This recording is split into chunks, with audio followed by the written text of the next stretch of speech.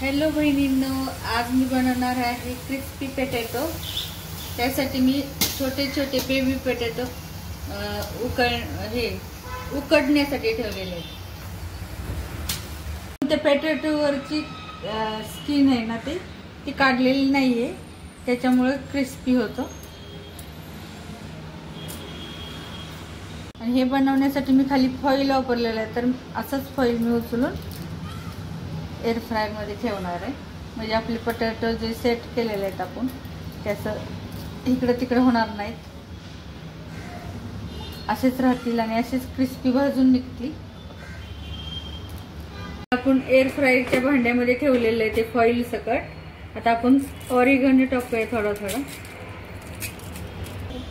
आता मी garlic powder टाकत आहे, थोडी थोडी छिडकायची।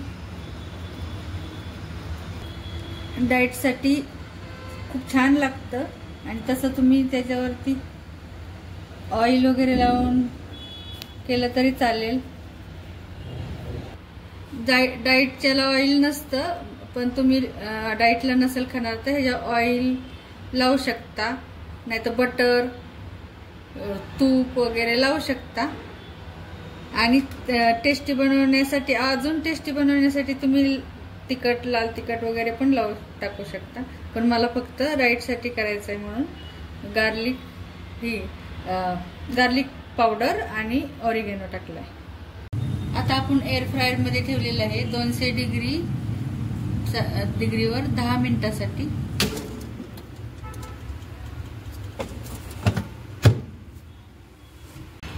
रेडी झाला आपला क्रिस्पी पोटॅटो। व्हिडिओ आवडल्यास लाईक करा, सबस्क्राईब करा आणि करून बघा।